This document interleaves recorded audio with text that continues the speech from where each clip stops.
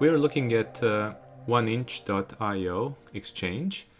That exchange deals with ERC20 coins. So I have Ethereum coin that I would like to exchange for Hex.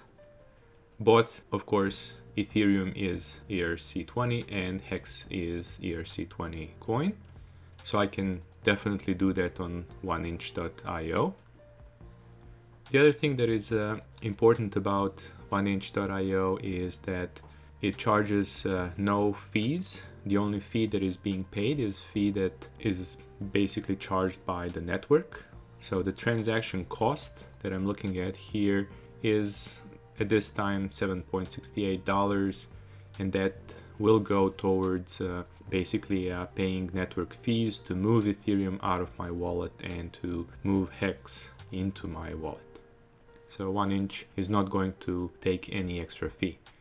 Now, if you look what 1inch.io uses, they most of the time use Uniswap, sometimes Uniswap v2, sometimes Uniswap v3. But doesn't matter, Uniswap is basically where the swap is going to happen. And if I were to go to Uniswap website to do this exact same exchange, I would pay 0.3% extra, which is the fee that Uniswap charges on top of network fees. Since 1inch is a better deal, then I will do it on 1inch. Now, if I were to exchange non-ERC20 coin into Hex, then I wouldn't be able to use 1inch.io. However, I would be able to accomplish that on one of swap websites called ChangeNow. So now I'm looking at ChangeNow.io website, and I'm going to enter the exact same amount for Ethereum. So then I will be able to compare the two just to see how much would I potentially get if I were to use ChangeNow instead of 1inch. So I will use the same amount of Ethereum that I have so I can compare apples to apples. And as you can see, ChangeNow offers 3,374 Hex, whereas on 1inch I'm getting 3,564. So 200 Hex more that I will get on 1inch. So again, this is no brainer.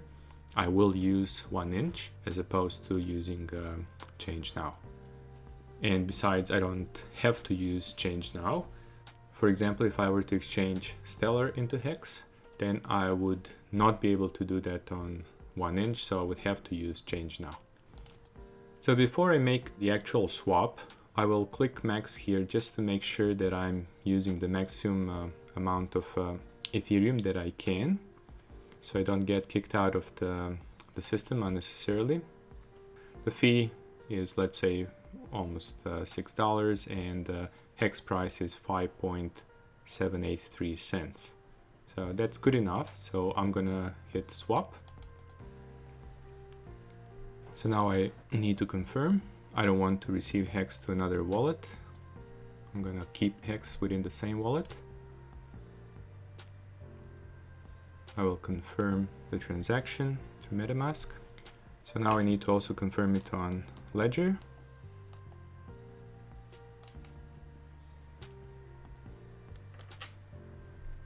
And it looks like the transaction has been sent. Hasn't been confirmed yet, so probably a few more seconds before it gets confirmed.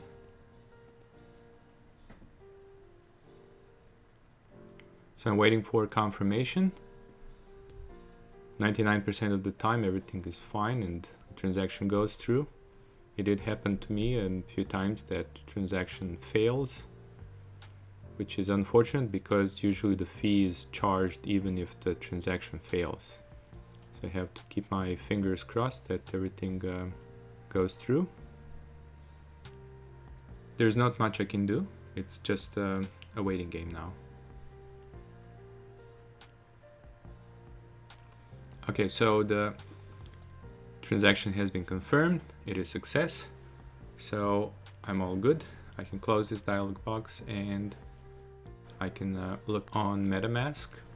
Right now I have $11 left in Ethereum, but as you can see, I have 3,500 and some hex. So I already have received my hex in my account, so everything has gone through nicely.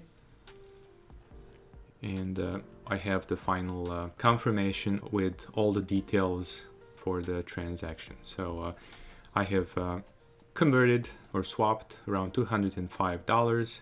I paid $6.33 in fees, which is quite acceptable, and I've gotten little over than 3,500 hex for this transaction, and I'm happy with that. So my wallet is now pretty empty when I look at Ethereum balance, which is fine. I am happy to have hex. Okay, so that was the process of buying hex or swapping Ethereum for hex, and thank you very much.